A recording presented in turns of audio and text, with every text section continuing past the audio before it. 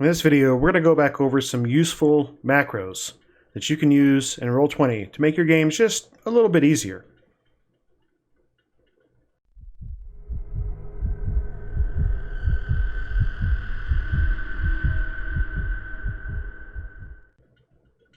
Hey gamers, welcome back to Game Master's Dungeon. I'm Brian, your Game Master.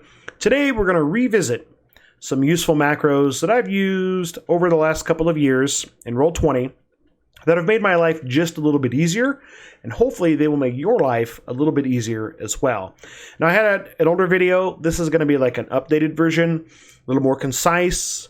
I've also, in the description box, I've added a link to a Google document that I've made that's going to have all the code for these macros, exactly how they are.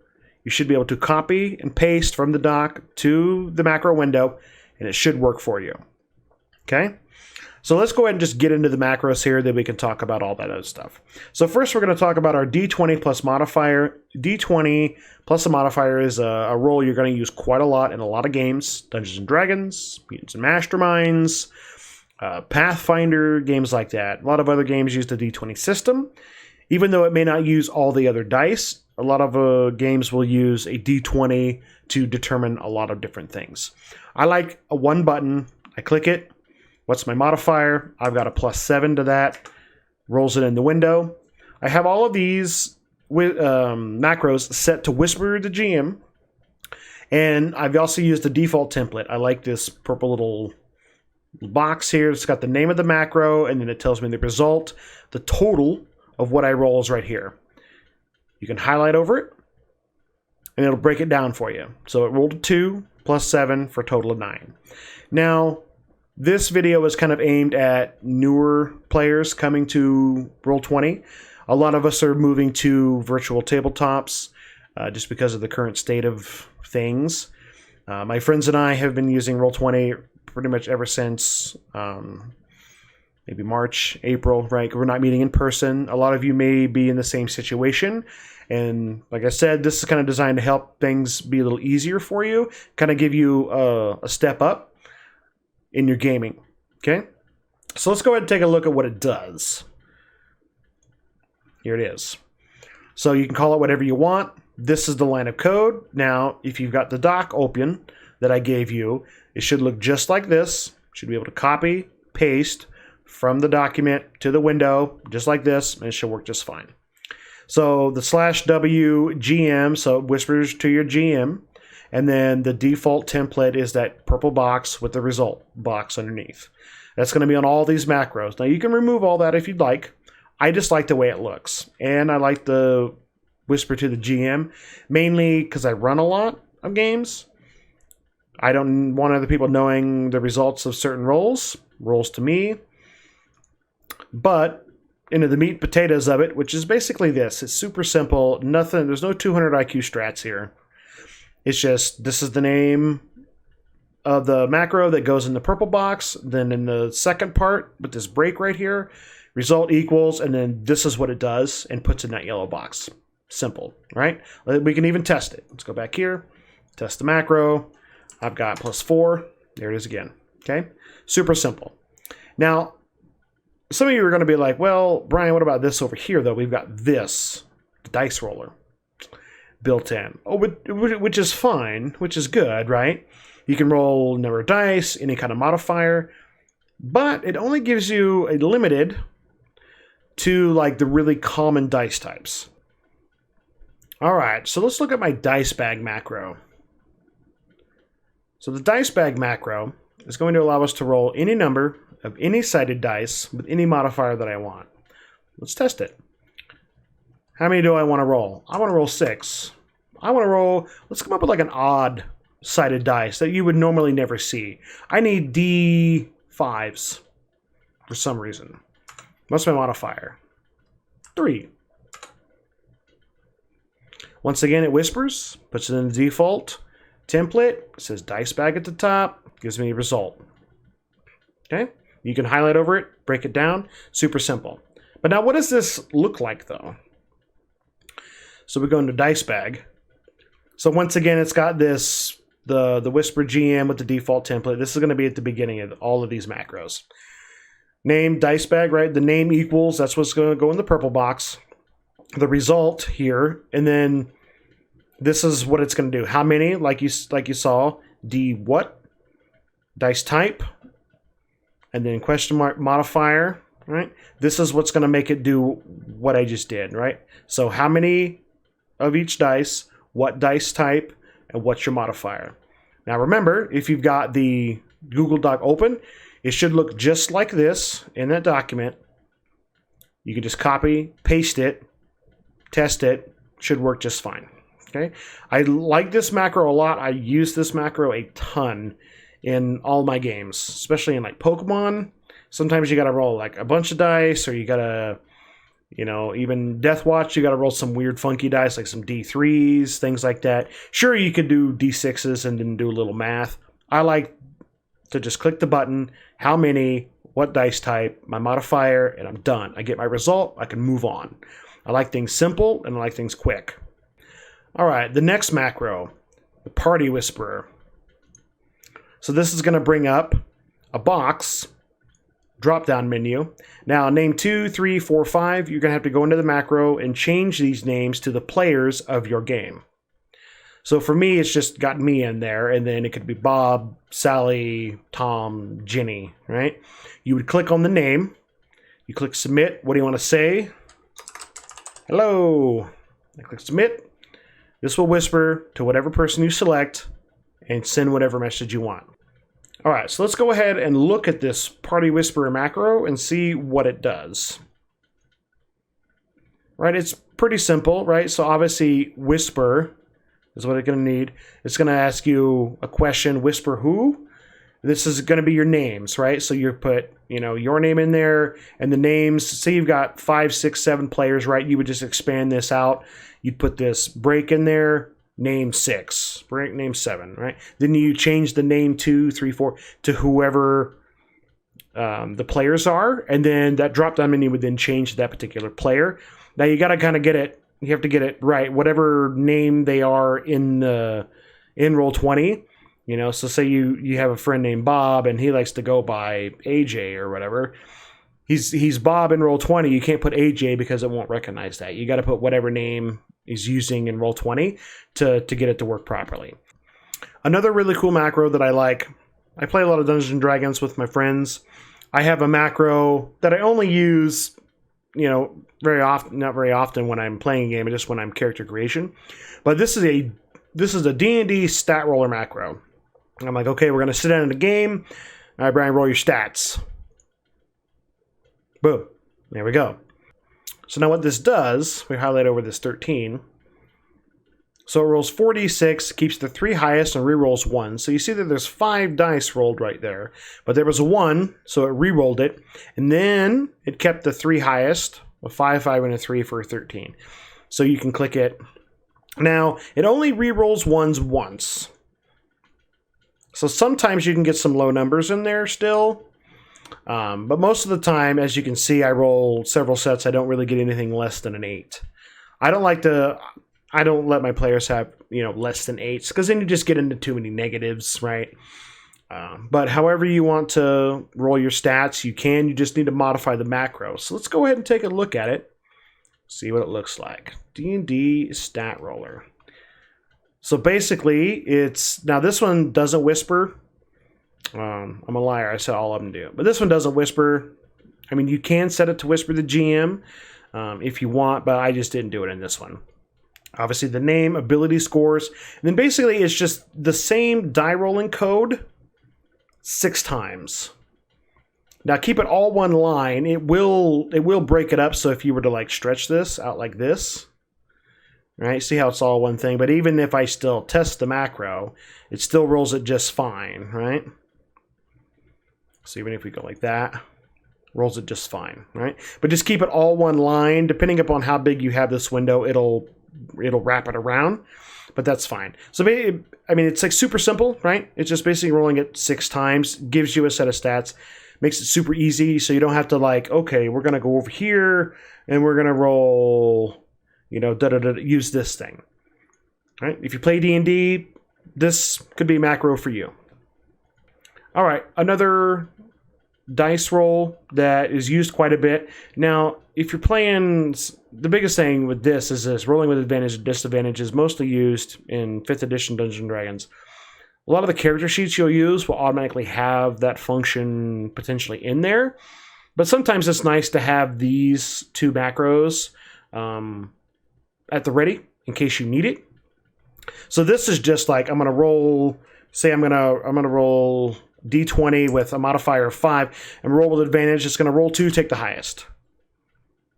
And I'll just go and show you what the disadvantage as well, right?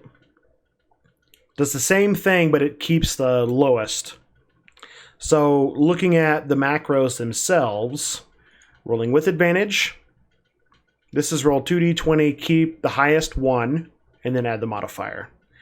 And then the disadvantage is the same macro, you just, instead of a KH1, KL1. So keep highest 1, keep lowest 1. These are super simple. Like I said, a lot of you guys are going to have the sheets that are automatically going to do this, or you're going to use D&D Beyond and whatever. But these are just so you can have them in your arsenal in case you needed them.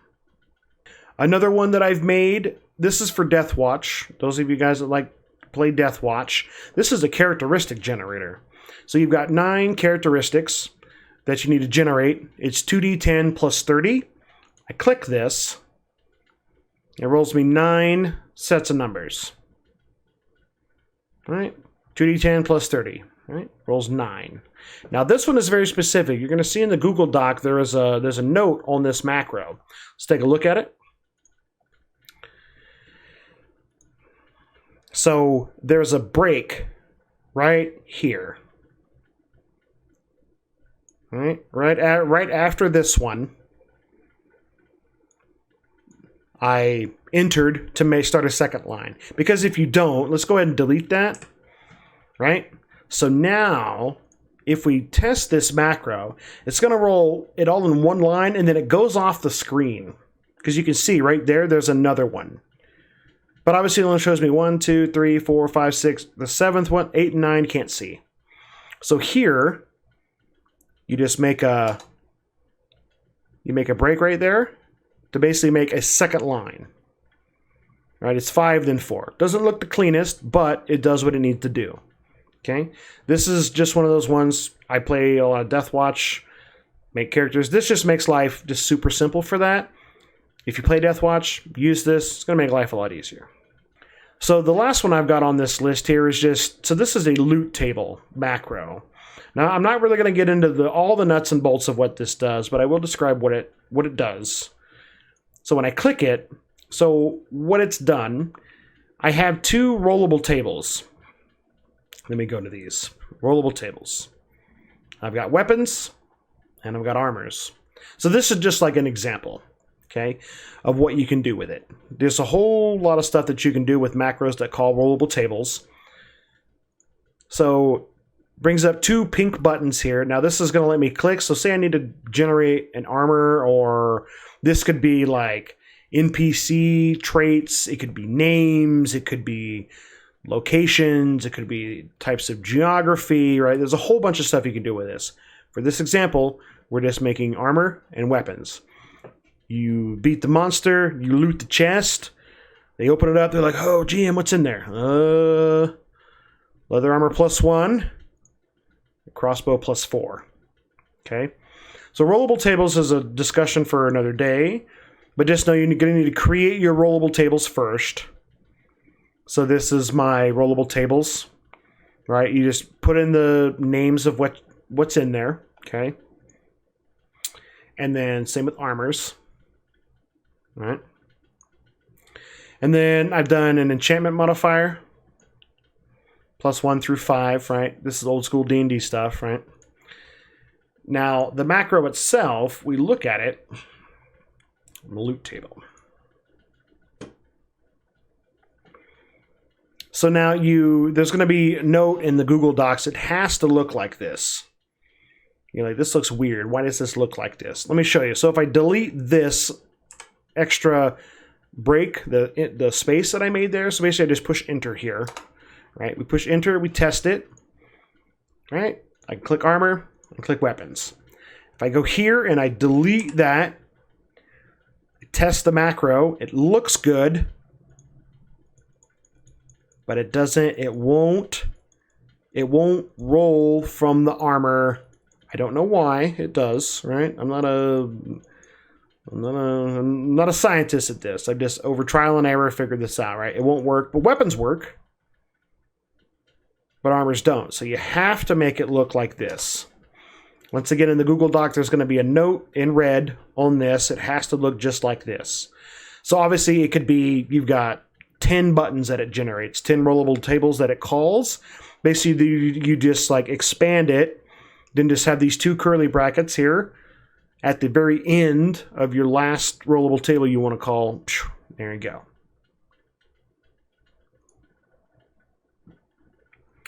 All right, and action. I got one more for you. It's not on the bar because it's a token action macro that I've got. So you see I got Pangoro here, right, hanging out. This is for rolling initiative through the token. So like, why would I need that? Why don't I just use it from the character sheet? So say you're running a game and you put a bunch of, say, goblins. You've got like 10 goblins in this room, in this cave or whatever. Do you really need 10? Do you really want to make 10 character sheets for goblins to roll from? No, you don't need that. You just have your one stat block. You can make one character sheet for reference, then just use a bunch of individual tokens that you need initiative for now. You'll look up here in this upper left-hand corner, token initiative. So let's open the open this. Let's clear this. All right. I want to clear turns. Yes. Okay. So now I'm gonna click this token initiative. What's my modifier? We'll say Pangoro's got a +5. So what it's going to do, it's going to put whatever token you've selected on here. It's going to show the name. Let's tell you what it rolled. Down here in the chat window, it tells you Pangoro rolls a 10 for initiative. You highlight over this. So in this case, this is using a D20 +5 because I give it a +5 modifier. So basically, you're thinking a lot of games that use the D20 like the other ones because they're a pretty popular game type. So let's go into what the macro looks like. So token initiative. Okay. You can call it whatever you want. So this is what it's going to look like. To get it to look just like mine, right? But to do all the business, right? At selected token name, right? So Pangoro, because you'll go in here. It'll tell the name, because if I take this out as an example, and then if I test this macro again at a +5, takes the name off. So just make sure you have a name on the thing here, for the token. +5. Here we go. His name is back now. Okay. Because you go back here, scroll down. Because see, also if the token itself doesn't have a name, it doesn't put anything right here. It just says blank rolls a 14. This says Pangoro rolls a 21. 16 +5, right? I use this a lot, especially in like Pokemon.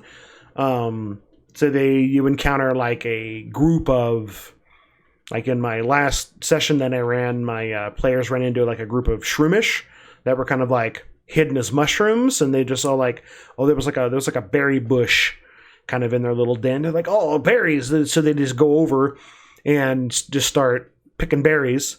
Well, I didn't make a bunch of individual sheets for all these Shroomish. I just had kind of one sheet as like a reference that I just kind of used for all of them. Then I just gave a bunch of tokens, Shroomish 1 through 4 or 5, whatever it was. Then you just use this to put them on the initiative tracker. So then you can see who's who on the list. And obviously you can highlight over it, puts a box over the token. So you know, like, oh, now it is Pangoro's turn. So the players can see, oh, it's this guy's turn. All right, gamers. That was it. Just some simple macros that I use, some quality of life ones to make my games a little easier. I hope you found some interest in some of these macros. Once again, this was kind of targeted for newer players, people maybe just coming into Roll20. A lot of people are moving to these virtual tabletops now because of the state of, the state of the world that it's in. We're not meeting in public as much anymore. These virtual tabletops are becoming more and more popular. These are just going to make your life just a little bit easier. Once again, go to the link below in the description box, get my Google document. It's going to have all of these macros, exactly how they were in the box. Should be able to copy paste. They should work just fine. If not, either put it in the comments or just let me know, and I'll see if I can answer some questions for you. But with that, until I see you again in the dungeon, stay safe and happy gaming.